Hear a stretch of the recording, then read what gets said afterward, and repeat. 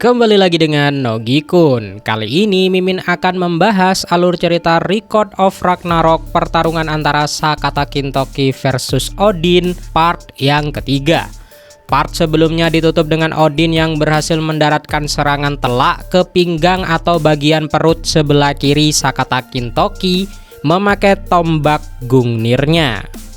Selanjutnya Kintoki mencoba menyeimbangkan tubuhnya, memegangi sisi kiri perutnya yang baru saja terserempet senjata Gungnir. Di seberangnya Dewa Odin tersenyum sinis, ujung tombaknya kini berlumuran darah sang pahlawan manusia. Di kursi komentator, Heimdall melihat tayangan ulang untuk memahami apa yang baru saja terjadi. Sangat tidak masuk akal, di mana saat Kintoki menangkisnya ke udara, tombak itu jelas-jelas sudah kehilangan momentumnya. Namun entah bagaimana senjata itu bisa berbelok di udara dan mengejar Kintoki dari belakang seperti memiliki mata. Di tribun penonton, umat manusia bergumam panik, menyadari bahwa tombak itu seolah memiliki nyawa sendiri. Ares yang menonton dari sisi dewa mengakui bahwa Gungnir jauh lebih mengerikan daripada rumor yang beredar. Hermes menjelaskan alasannya. Gungnir disebut sebagai salah satu senjata suci terkuat di Valhalla. Karena begitu dilemparkan oleh Odin, senjata itu akan terus mengejar targetnya selamanya, sampai tubuh target itu tertembus. Membayangkan kengerian itu, Ares sampai berseru ketakutan bahwa senjata itu terlalu curang. Dewa Zeus yang kini telah kembali ke wujud normalnya dan duduk santai, sepakat bahwa Gungnir sangatlah kuat. Namun menurutnya yang patut ditakuti bukanlah senjata itu, melainkan mantra yang terus-menerus digumamkan Odin sedari tadi. Zeus yakin itulah sumber kekuatan Odin yang sebenarnya. Ia pun menoleh kepada Brunhilde dan bertanya, apakah sang Valkyrie itu setuju? Brunhilde mengiyakan itu. Ia pernah mendengar legendanya, tetapi ini pertama kalinya ia melihatnya secara langsung. Ia yakin ini adalah kekuatan sejati dari Odin yang bernama Galdor. Tiba-tiba dua ekor burung gagak peliharaan Odin, Hugin dan Munin, terbang menghampiri mereka berdua. Kedua gagak itu mengejek Brunhilde yang berlagak tahu segalanya. Lalu mereka hinggap di bahu Brunhilde dan Zeus dan membongkar rahasia dari Odin. Ini adalah efek dari 18 nyanyian kutukan, ucap burung gagak itu. Di antara 164 bait milik Odin dalam kitab kuno Havamal, terdapat sihir tingkat tinggi yang disebut sebagai Galdor. Mantra ini bisa menyembuhkan luka, memanggil badai, hingga menghancurkan dunia.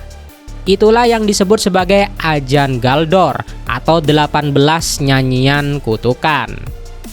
Menghempaskan Kintoki ke udara tanpa menyentuhnya serta memastikan Gungnir tidak pernah meleset. Semua itu adalah manipulasi dari sihir ini. Kekuatan tak terbayangkan ini memiliki 18 wujud yang berbeda. Fakta yang membuat Brunhilde terkejut dan Zeus semakin penasaran.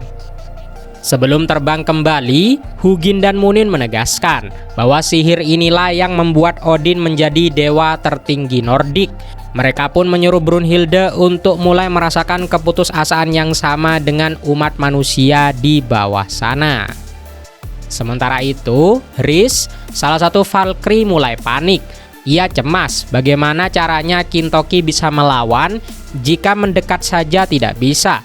Ia takut Odin akan menghabisi Kintoki hanya dengan kekuatan gaibnya saja, tanpa perlu beradu fisik.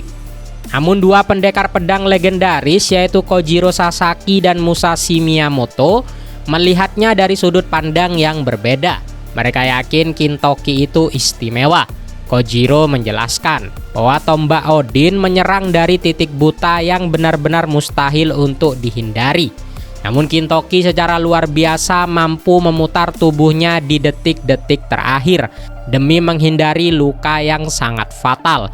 Jika telat sedetik saja, tubuh Kintoki pasti sudah terbelah dua. Mampu menerima serangan dewa dan bertahan hidup semata-mata dengan insting tempurnya, Kojiro yakin Kintoki pasti telah melewati latihan yang sangat ekstrim. Kintoki bukanlah tipe pria yang akan mudah dihancurkan. Mendengar itu, kepribadian Riz yang lain atau yang lebih agresif dan buas mendadak muncul.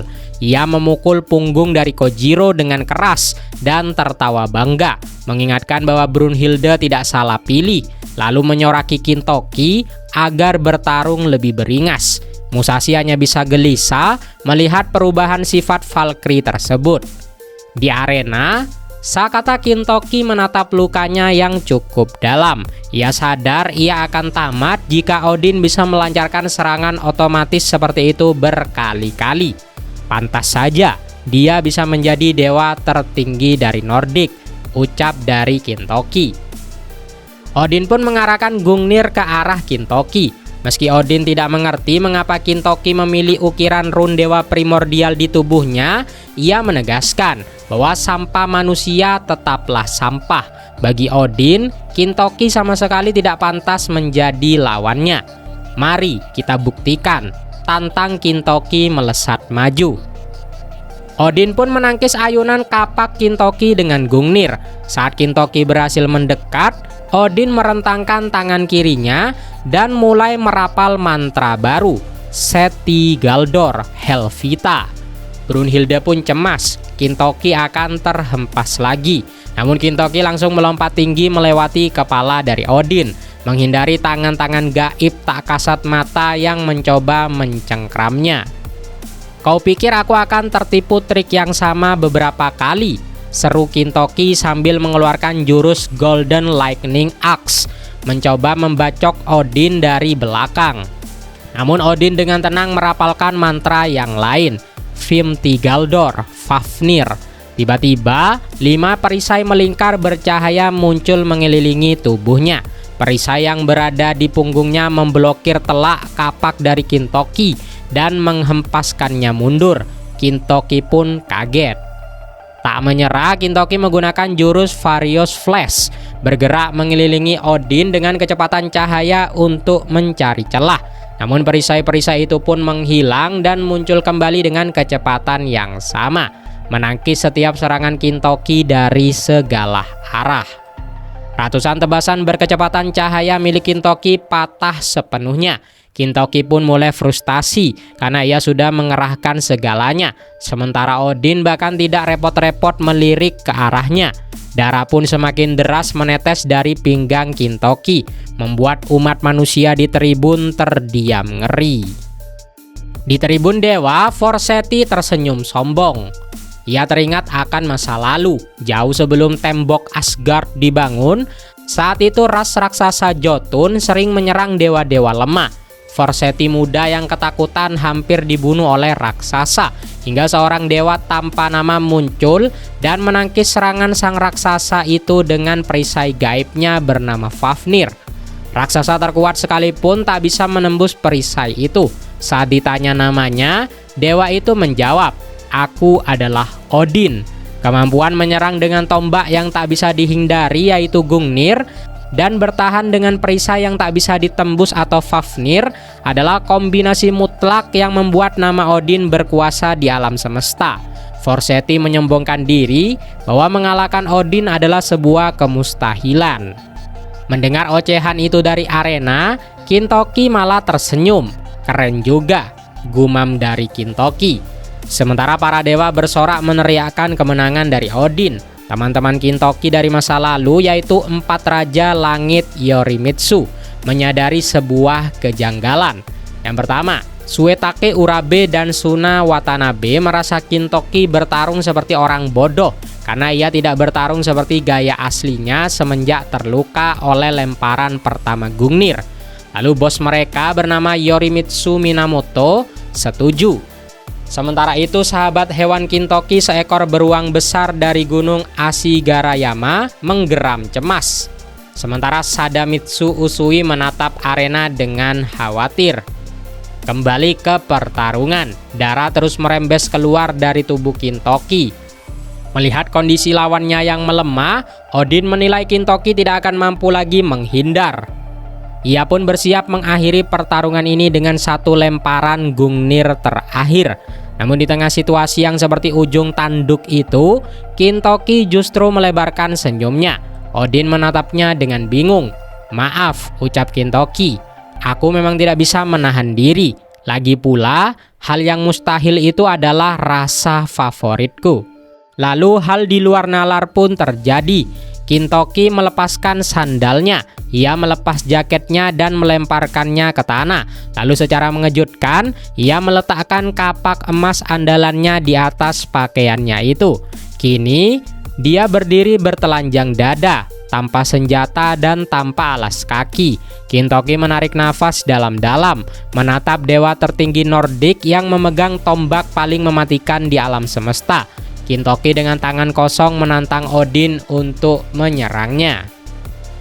Melihat Kintoki membuang senjatanya, Odin mengerutkan keningnya, mempertanyakan apa sebenarnya rencana manusia di hadapannya itu. Kintoki hanya bisa menghembuskan nafas panjang. Perlahan ia mengangkat kaki kanannya tinggi-tinggi, lalu menghentakkannya ke tanah dengan tenaga yang luar biasa. Di tribun umat manusia, pesumo legendaris Kajinosuke Tanikaze dan rekan-rekannya langsung terbelalak mengenali gerakan dari Kintoki. Gerakan itu adalah Shiko, kuda-kuda dasar para pesumo. Di sisi para dewa, dewa kehancuran Shiva langsung tersenyum lebar. Darah petarungnya mendidih melihat Kintoki bersiap menggunakan teknik sumo. Ares kebingungan, mengira Kintoki sudah menyerah karena membuang senjatanya, tetapi Hermes justru menebak sebaliknya. Di pintu masuk arena umat manusia, Buddha yang sedari tadi menonton bersandar santai sambil bergumam. Odin baru saja menekan tombol pantang kalah milik Kintoki. Melihat Kintoki terus melakukan Shiko, Suna Watanabe tertawa terbahak-bahak. Menurutnya, inilah sifat asli dari Kintoki yang sesungguhnya, pria yang tidak pernah bisa menerima kekalahan. Sadamitsu Usui pun mengangguk setuju. Beruang raksasa dari gunung Ashigarayama pun menggeram penuh sukacita, yang langsung diterjemahkan oleh Suetake Urabe. Benar, Kintaro ada di puncak kekuatannya saat dia melakukan Shiko. Sementara bos mereka Yorimitsu Minamoto ikut berteriak menyemangati Kintoki, memintanya untuk menunjukkan tekad baja yang sama seperti saat ia mengalahkan iblis terkuat dalam sejarah, yaitu Sutendoji. Selesai memantapkan kuda-kudanya, Kintoki menatap Odin dan menantangnya untuk segera menyerangnya. Menyebut Kintoki sebagai orang bodoh, Odin menyelesaikan mantra terbarunya. Ia menyuntikkan Gungnir dengan sihir Niundi Galdor, Vinskogul, lalu melemparkannya dengan kecepatan yang mematikan. Hemdal pun berseru panik karena Kintoki sama sekali tidak menunjukkan niat untuk menghindar. Alih-alih lari, Kintoki merentangkan kedua tangannya. Tepat sebelum tombak itu menembus dadanya, Kintoki menjepit mata tombak Gungnir dengan kedua telapak tangannya yang kosong. Kajinosuke, Kisaburo Onogawa, dan Shiva pun bersorak kegirangan. Sementara Hermes dan Ares terbelalak tak percaya. Daya dorong Gungnir begitu dahsyat hingga tubuh Kintoki terseret mundur membelah tanah arena. Kintoki pun mengerahkan seluruh tenaga di tangannya, membuat luka di tubuhnya kembali menyemburkan darah. Namun ia malah tertawa. "Kali ini aku berhasil menangkapnya," ucap Kintoki. Musashi Miyamoto, Kojiro Sasaki, dan Riz tak bisa menyembunyikan rasa takjub mereka melihat Kintoki benar-benar beradu gulat sumo melawan tombak suci Gungnir. Zeus pun bergumam bahwa Kintoki benar-benar nekat dan luar biasa. Momentum tombak itu pun tak kunjung mereda, bergetar liar mencoba merobek pertahanan dari Kintoki. Dengan raungan yang buas, Kintoki mengalahkan daya dorong tombak itu.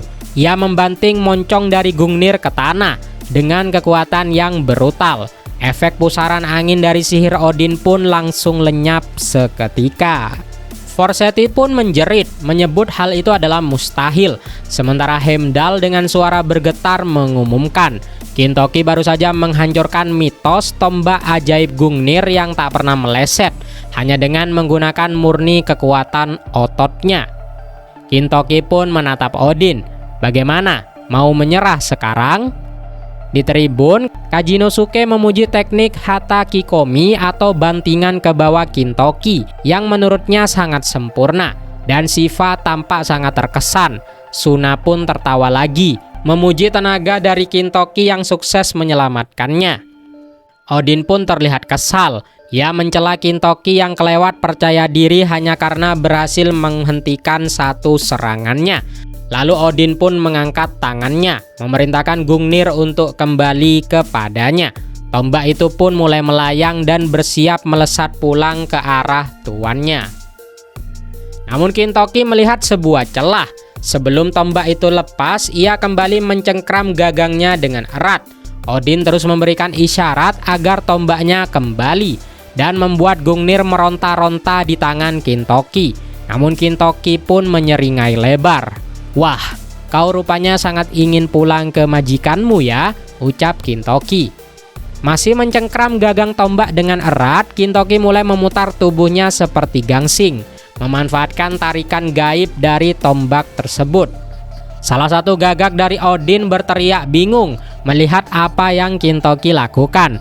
Puncaknya, Gintoki berteriak menyuruh tombak itu pulang. Dan dengan kekuatan penuh, ia melemparkan Gungnir berbalik ke arah Odin. Melihat senjata mematikannya sendiri berbalik arah, Odin buru-buru merapal Vimti Galdor, Fafnir, menciptakan 5 lapis perisai gaib secara berjejer. Namun lemparan Gintoki ditambah tarikan gaib dari Gungnir menciptakan daya hancur yang di luar nalar. Tombak itu menembus dan menghancurkan kelima perisai Odin berkeping-keping layaknya kaca. Sebelum akhirnya tombak Gungnir menancap dalam di bahu kanan dari Odin.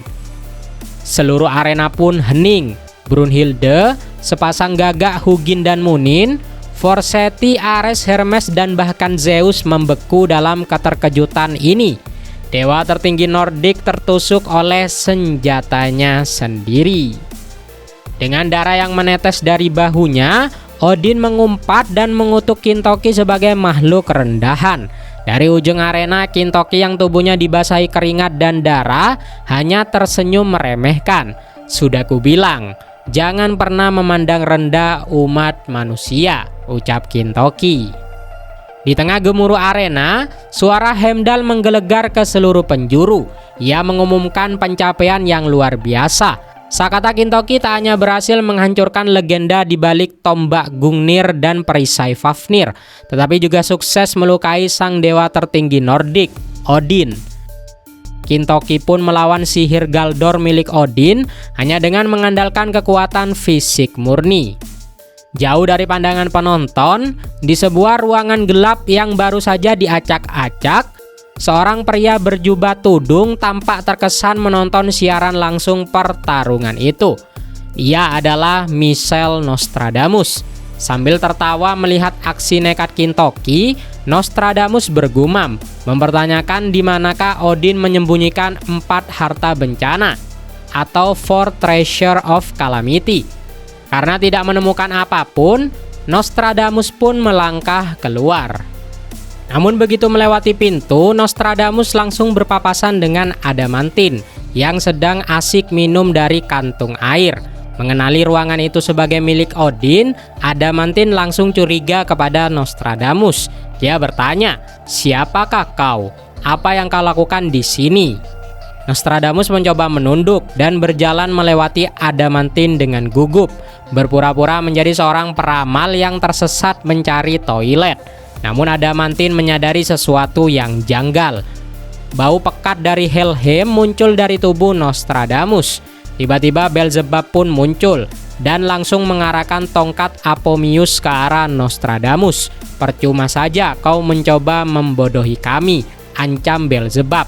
Nostradamus mencoba mundur, namun dengan satu ayunan cepat, Beelzebub menghancurkan tudung dari Nostradamus, mengekspos wajah dari sang peramal. Dengan wajah yang kini terlihat jelas, Adamantin menggunakan pemindai wajahnya. Betapa terkejutnya Nostradamus saat Adamantin membacakan profil lengkapnya. Seorang manusia, dokter, peramal sekaligus petarung perwakilan umat manusia. Ia juga merupakan seorang kriminal yang menghancurkan Bifrost hingga dibuang ke Helheim. Sosok yang bahkan membuat Raja Hades tertawa sinis dan menjulukinya sebagai anak bermasalah. Itulah profil dari Nostradamus. Beelzebub menebak dengan tajam bahwa Nostradamus menyusup ke ruangan Odin untuk mencari tahu motif asli sang dewa.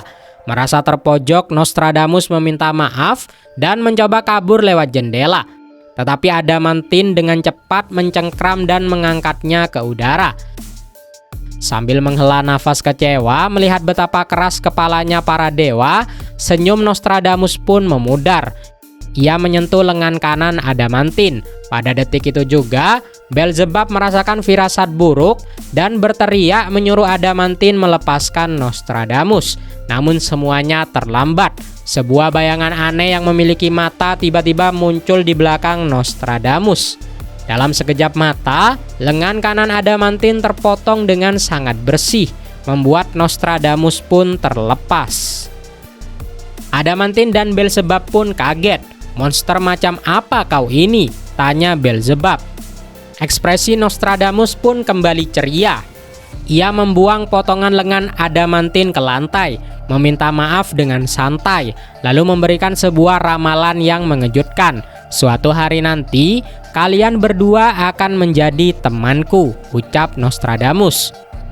Murka karena lengannya putus, Adamantin menciptakan cakar raksasa dari kawat, bersumpah akan membantai Nostradamus detik itu juga.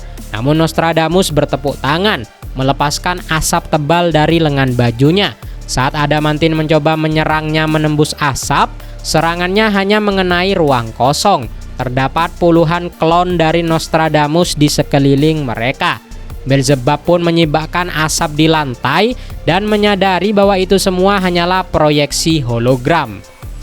Jauh di atas sana, berdiri di salah satu puncak arena Valhalla, wujud asli Nostradamus melambaikan tangan. Ia menyebut dirinya sebagai sang peramal gila, lalu memberikan julukan kepada Adamantin dan Beelzebub. Adamantin sebagai dewa yang eksistensinya dihapus, dan Beelzebub sebagai kutukan atau anatema. Karena ketiganya sama-sama anak bermasalah dari Helheim, Nostradamus yakin mereka akan berteman baik. Dengan tawa kemenangan, Nostradamus melompat pergi ke dalam bayangan. Beelzebub berkeringat dingin, mengingat bayangan mengerikan tadi. Ia pun mulai meragukan apakah Nostradamus benar-benar seorang manusia. Sementara itu di arena, sorak-sorai umat manusia pun pecah. Mereka kembali percaya diri Kintoki bisa menang. Para dewa pun bereaksi. Shiva tertawa kegirangan melihat pertarungan murni tanpa trik. Thor pun tersenyum puas. Sementara Forseti dan burung gagak Odin, Hugin dan Munin panik melihat tuan mereka terluka. Zeus hanya bisa menyeringai, menyadari bahwa Brunhilde memang tidak salah memilih Kintoki sebagai anti-Odin. Namun euforia itu seketika mati. Odin tiba-tiba menarik paksa tombak Gungnir yang menancap di bahunya. Tindakan itu membuat Heimdall ketakutan dan membungkam seluruh umat manusia. Odin mulai melantunkan mantra baru, Vim dan Tigaldor, Idunar Copper. Keajaiban mengerikan pun terjadi. Tombak Gungnir berubah wujud menjadi sebuah kalung. Tali kayu dari kalung tersebut bertransformasi menjadi sulur-sulur cahaya yang langsung menjahit dan menutup luka mematikan di tubuh Odin hingga tak berbekas. Kojiro Sasaki dan Riz hanya bisa menatap tak percaya melihat dewa yang bisa menyembuhkan diri di tengah duel maut ini. Kintoki yang tubuhnya sendiri masih mengucurkan darah menggenggam erat senjata Volunder miliknya dan bergumam, "Ini sih namanya curang." Dengan tubuh yang kembali bugar seolah tak pernah tersentuh pedang, Odin mengangkat kembali Gungnirnya dan menyeringai licik. Pertarungan sesungguhnya baru saja dimulai.